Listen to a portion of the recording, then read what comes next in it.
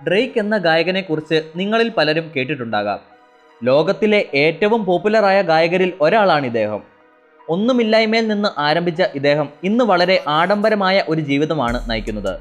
കുറച്ച് വർഷങ്ങൾക്ക് മുമ്പ് ഇദ്ദേഹം ഒരു പ്രൈവറ്റ് ജെറ്റ് വാങ്ങുകയുണ്ടായി. ബെഡ്റൂമും ടിവിയും ഡൈനിങ് റൂമും ഒക്കെ അടങ്ങിയ ഒരു വലിയ പ്രൈവറ്റ് ജെറ്റ്. അതിലെ മിക്ക ഡിസൈനുകളും സ്വർണം കൊണ്ടാണ് ചെയ്തിരിക്കുന്നത്. ഇന്ന് നമ്മൾ കാണാൻ പോകുന്നത് ഡ്രേക്കിൻ്റെ ആഡംബരമായ പ്രൈവറ്റ് ജെറ്റും എങ്ങനെ ഇദ്ദേഹത്തിന് ലോകത്തിലെ തന്നെ ഏറ്റവും വലുപ്പമേറിയ ഒരു വിമാനം സ്വന്തമാക്കാൻ സാധിച്ചു എന്നും അതിലെ ചില പ്രത്യേക സുഖ സൗകര്യങ്ങളെയും കുറിച്ചെല്ലാമാണ്. അപ്പോൾ അധികം സമയം കളയാതെ നമുക്ക് നേരെ ടോപ്പിക്കിലേക്ക് കിടക്കാം. 2019 ഡ്രേക്ക് തൻ്റെ ഇൻസ്റ്റാഗ്രാം ഹാൻഡിലിൽ ഒരു വീഡിയോ പോസ്റ്റ് ചെയ്തു. വളരെ ഇമോഷണലായി തൻ്റെ പുതിയ ആഡംബര പ്രൈവറ്റ് ജെറ്റിനെ ആരാധകർക്ക് മുൻപിൽ പരിചയപ്പെടുത്തുകയായിരുന്നു അദ്ദേഹം ആ ഒരു വീഡിയോയിലൂടെ. വളരെ വലിയ ഈ ഒരു വിമാനം കണ്ടപ്പോൾ എല്ലാവരും തന്നെ ഒന്ന് ഞെട്ടി.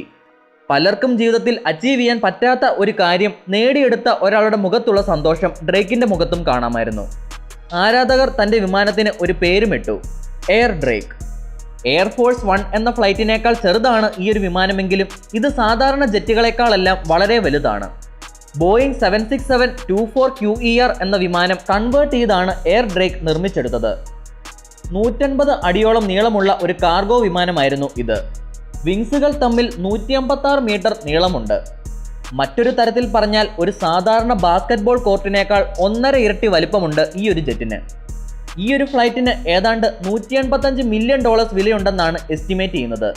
എന്നാൽ ചിലർ പറയുന്നത് ഇതിന് $220 മില്യൺ വരെ വിലയുണ്ട് എന്നാണ്. ഇതിൽ ഞെട്ടിക്കുന്ന കാര്യം എന്താണെന്ന് വെച്ചാൽ ഡ്രേക്കിൻ്റെ നെറ്റ്വർത്ത് വെറും $180 മില്യൺ മാത്രമാണ്. അതായത് വിമാനത്തിൻ്റെ ഏറ്റവും കുറഞ്ഞ എസ്റ്റിമേറ്റിനേക്കാൾ 5 മില്യൺ കുറവ്. പിന്നെ എങ്ങനെയായിരിക്കും ഇദ്ദേഹം ഇത് വാങ്ങിയത്? ആഡംബരതയ്ക്ക് വേണ്ടി ഒരു ഭീമാകാരമായ ലോൺ എടുത്തു കാണുമോ? അതോ ബോയിങ്ങിൻ്റെ സിഇഒയ്ക്ക് വേണ്ടി ഇദ്ദേഹം ഒരു ഗാനം എഴുതി കാണുമോ? അല്ലെങ്കിൽ ഡ്രേക്ക് ആയതുകൊണ്ട് വില കുറച്ച് കൊടുത്തതായിരിക്കുമോ?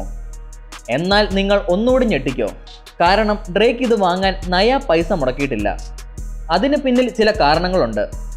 കാര്യം ഈ ഒരു വിമാനം വളരെ ആഡംബരത നിറഞ്ഞതാണ് എങ്കിലും ഇത് പുതുതായി നിർമ്മിച്ചെടുത്ത ഒന്നല്ല. ഇതിന് ഏതാണ്ട് 24 വയസ്സ് പ്രായമുണ്ട്. ബോയിങ്ങിൻ്റെ വെയർഹൗസിൽ ബോയിങ് 767-24 QER നിർമ്മിച്ചെടുത്തതിന് ശേഷം എയർലൈൻ കമ്പനികളായ മിഡിൽ ഈസ്റ്റ് ജെറ്റ്, ഈലാൻ എക്സ്പ്രസ് മുതലായവ ഇതൊരു കാർഗോ ഫ്ലൈറ്റായി ഉപയോഗിച്ചിരുന്നു. പിന്നീട് വർഷങ്ങൾക്ക് ശേഷം ഇത് കനേഡിയൻ എയർലൈൻ കമ്പനിയായ കാർഗോ ജെറ്റിൻ്റെ കൈകളിലേക്ക് എത്തി. അപ്പോൾ അവർക്ക് അവരെ മാർക്കറ്റ് ചെയ്യാനായി ഒരു വ്യത്യസ്തമായ ഐഡിയ ലഭിച്ചു.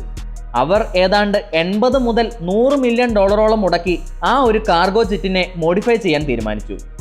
എന്നിട്ടിത് ഫ്രീ ആയി ഡ്രേക്കിന് നൽകുകയും ചെയ്തു. ഇവരുടെ മാർക്കറ്റിംഗ് പ്ലാൻ എന്നത് ഡ്രേക്കിനെ കൊണ്ട് അദ്ദേഹത്തിൻ്റെ ഇൻസ്റ്റാഗ്രാം ഹാൻഡിലിലൂടെ ഇവരെ മാർക്കറ്റ് ചെയ്യുക എന്നതായിരുന്നു.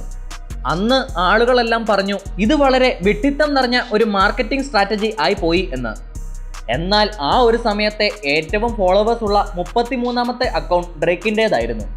ഏതാണ്ട് 72.5 മില്യൺ ഫോളോവേഴ്സ് ആ ഒരു സമയത്ത് തന്നെ ഇദ്ദേഹത്തിനുണ്ടായിരുന്നു. പൈസ എങ്ങനെ ചിലവാക്കാം എന്ന് ആലോചിച്ച് ജീവിക്കുന്ന ഒരുപാട് സെലിബ്രിറ്റികൾ ഡ്രേക്കിനെ ഫോളോ ചെയ്യുന്നുണ്ടായിരുന്നു.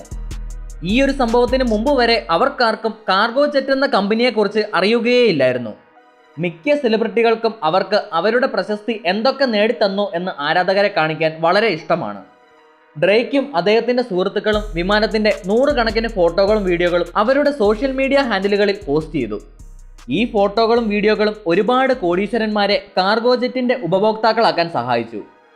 വളരെ സ്ലീക്കായ വെള്ള നിറമാണ് വിമാനത്തിന് നൽകിയിരിക്കുന്നത്. അതിൽ ഡ്രേക്കിൻ്റെ OVO ഔളിൻ്റെ ലോഗോയും കൊടുത്തിട്ടുണ്ട്. എയർ ഡ്രേക്ക് എന്ന് വിമാനത്തിൻ്റെ എയർ പോക്കറ്റിൽ സിൽവർ കൊണ്ട് ഡിസൈൻ ചെയ്തിട്ടുണ്ട്. വിമാനത്തിൻ്റെ ടെയിലിലായി കൈകൾ കൂപ്പിയുള്ള ഒരു ലോഗോയും കാണാം. ഡ്രേക്കിൻ്റെ മതപരമായ വിശ്വാസങ്ങളാണ് ഇത് സൂചിപ്പിക്കുന്നത്. അത് അദ്ദേഹം പല ഗാനങ്ങളിലൂടെയും പറഞ്ഞിട്ടുമുണ്ട്. എന്നാൽ കുറച്ച് നാളുകൾക്ക് ശേഷം ഡ്രേക്ക് ഈ ഒരു വിമാനത്തിൻ്റെ ഡിസൈൻ ഒന്ന് മാറ്റി. വിർജിൽ അബ്ലോയ് എന്ന ഡിസൈനറാണ് എയർ ഡ്രേക്ക് റീഡിസൈൻ ചെയ്തത്. ഇദ്ദേഹമാണ് ലൂയിസ് വിഡോണിൻ്റെ മെൻസ്വെയർ ലൈനിൻ്റെ ആർട്ടിസ്റ്റിക് ഡയറക്ടർ.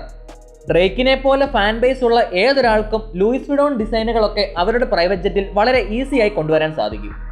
അതിൽ ആദ്യമുണ്ടായിരുന്ന പല ഡിസൈനുകളും അദ്ദേഹം എടുത്തു കളഞ്ഞില്ല. പ്രത്യേകിച്ച് ആ ഒരു OVO ഔളിൻ്റെ ലോഗോ. വെള്ള കളർ മാറ്റി ആകാശത്തിൻ്റെ ഒരു ഡിസൈനാണ് വിമാനത്തിൻ്റെ പുറം ഭാഗത്തെല്ലാം നൽകിയിരിക്കുന്നത്. നത്തിങ് വാസ് ദ സെയിം എന്ന ഡ്രേക്കിൻ്റെ ആൽബത്തിൻ്റെ ലോഗോയോട് സമാനമായ ഡിസൈനാണ് വിമാനത്തിന് കൊടുത്തിരിക്കുന്നത്. ഇടതുവശത്തെ വിങ്ങിൽ ഒരു കോമഡി മാസ്കിൻ്റെ ഡിസൈൻ കൊടുത്തിട്ടുണ്ട്. അതിനെ ബാലൻസ് ചെയ്യാനായി ഒരു ട്രാജഡി മാസ്ക് അപ്പുറത്തെ വശത്തും നൽകിയിട്ടുണ്ട്. ഈ ഡിസൈനുകൾ ഇതിനെ മറ്റെല്ലാ വിമാനങ്ങളിൽ നിന്നും വ്യത്യസ്തമാക്കുന്നു. വിമാനത്തിന്റെ അടിയിലായി ബോൾഡ് ലെറ്ററിൽ if you are reading this we left എന്ന് എഴുതിയിട്ടുണ്ട്. ഡ്രേക്കിന്റെ തന്നെ if you are reading this you are late എന്ന ആൽബത്തെയാണ് ഇത് സൂചിപ്പിക്കുന്നത്. പുറമേ നിന്ന് കാണുന്നതിനേക്കാൾ മികച്ചതാണ് ഉള്ളിലുള്ളത്. ഏതാണ്ട് 200 ആളുകൾക്ക് യാത്ര ചെയ്യാനുള്ള സൗകര്യം ഇതിലുണ്ട്. എന്നാൽ ഡ്രേക്ക് കസ്റ്റമൈസ് ചെയ്തതിനു ശേഷം ഇതിൽ വെറും 30 സീറ്റുകൾ മാത്രമേ ഇപ്പോൾ ഉള്ളൂ. അതും ഒരു പ്രൈവറ്റ് ജെറ്റിന് വളരെ കൂടുതലാണ്. അകത്തേക്ക് കയറുമ്പോൾ തന്നെ ഒരുപാട് ആഡംബര ഹൈ ക്വാളിറ്റി ഫർണിച്ചറുകളും ഡിസൈനുകളും നമുക്ക് കാണാം. ഗോൾഡൻ കളറിലുള്ള ഒരു ലൈറ്റിംഗ് ആണ് ഹാളിന് നൽകിയിരിക്കുന്നത്. വിമാനത്തിന്റെ മുൻഭാഗത്തായി ഒരു ഹോൾവേയും ഇടതുവശത്തായി ഏതാനും കമ്പാർട്ട്മെന്റുകളും കാണാം. അവിടെയെല്ലാം വളരെ നല്ല ഫർണിച്ചറുകൾ സ്ഥാപിച്ച് മികച്ചതാക്കി മാറ്റിയിട്ടുമുണ്ട്. ആദ്യത്തെ കമ്പാർട്ട്മെന്റിൽ ഒരു കിങ് സൈസ് ബെഡ് കാണാം. ബെഡിന് സൈഡിലായി ഒരുപാട് ജനാലകളും ഇപ്പുറത്തെ സൈഡിൽ ഒരുപാട് കണ്ണാടികളും കാണാം. ബെഡ്റൂമിനോട് ചേർന്ന് തന്നെ ഒരു ബാത്റൂമും നിർമ്മിച്ചിട്ടുണ്ട്. കിങ് സൈസ് ബെഡും ചുറ്റും സ്വർണത്തിലുള്ള ഒരുപാട് ഡിസൈനുകളും അടങ്ങിയ ഒരു വിമാനത്തിലെ യാത്ര ഒരു ഫസ്റ്റ് ക്ലാസ് ട്രിപ്പിനേക്കാളൊക്കെ 10 ഇരട്ടി മികച്ചതാണ്. ബെഡ്റൂമിൽ നിന്നിറങ്ങി ഹോളിന്റെ ഭാഗത്തേക്ക് പോകുമ്പോൾ അവിടെ നമുക്കൊരു സിറ്റിംഗ് ഏരിയ കാണാം. എന്തെങ്കിലും മീറ്റിങ്ങുകളും മറ്റും നടത്താൻ വേണ്ടിയാണ് ഈ ഒരു റൂം നിർമ്മിച്ചിരിക്കുന്നത്. ഇവിടെ ഒരു പർപ്പിൾ നിറത്തിലുള്ള ഒരു സോഫയും പിന്നെ 2 ലെതർ കോട്ട് ചെയ്ത കസേരകളും നമുക്ക് കാണാം. ചുവരുകളിൽ ഒരു ഷെൽഫും സ്ഥാപിച്ചിട്ടുണ്ട്. ഡ്രേക്ക് തന്റെ ഗ്രാമി അവാർഡുകളിൽ പലതും ഇതിലായിരിക്കാം വെച്ചിരിക്കുന്നത്. ഹോളിലെ ടേബിളിൽ ഒരു സ്ക്രീൻ നമുക്ക് കാണാം. പ്ലെയിനിലെ അപ്ലയൻസുകളുടെ കൺട്രോളിംഗ് കൺസോൾ ആണിത്. പാട്ട് കേൾക്കാനും സ്റ്റാഫിനെ വിളിക്കാനും ഇഷ്ട ഷോകൾ കാണാനും ഒക്കെ ഈ ഒരു സ്ക്രീനിന്റെ സഹായത്തോടെ സാധിക്കും. ഈ ഒരു റൂം കാഷ്വൽ ഡിസ്കഷനുകളും മീറ്റിങ്ങുകളും ഒക്കെ നടത്താൻ പറ്റിയ ഒരു സ്ഥലമാണ്. ഫോർമൽ മീറ്റിങ്ങുകൾ നടത്താനായി മറ്റൊരു സ്ഥലം തന്നെ ഫ്ലൈറ്റിലുണ്ട്. ഏറ്റവും പുറകിലായി ഒരു കോൺഫറൻസ് റൂമുണ്ട്. അവിടെ വലിയ കോൺഫറൻസ് ടേബിളും പ്രൊജക്ടർ സ്ക്രീൻ മുതലായവയെല്ലാം ഉണ്ട്. 30,000 അടി ഉയരത്തിലൂടെ പറക്കുമ്പോൾ പോലും വളരെ നല്ല ഫോർമൽ മീറ്റിങ്ങുകൾ വരെ ഒരു ബുദ്ധിമുട്ടും കൂടാതെ ഇതിൽ കണ്ടക്ട് ചെയ്യാം. എന്നാൽ ഡ്രേക്ക് എപ്പോഴും ഇങ്ങനെ മീറ്റിങ്ങുകളും ചർച്ചകളും ഒക്കെ നടക്കുന്ന ഒരു വ്യക്തിയല്ല. വിമാനത്തിൽ ഇദ്ദേഹം ഏറ്റവും അധികം സമയം ചിലവഴിക്കുന്നത് ഈ ഒരു മെയിൻ ക്യാബിൻ ഏരിയയിലാണ്. ഇത് വളരെ വലിയ ഒരു റൂമാണ്. ഡസൻ കണക്കിന് സിറ്റിംഗ് ഏരിയകളും ഡൈനിങ് ഏരിയകളും എന്റർടൈൻമെന്റ് ഏരിയകളും ഇതിലുണ്ട്.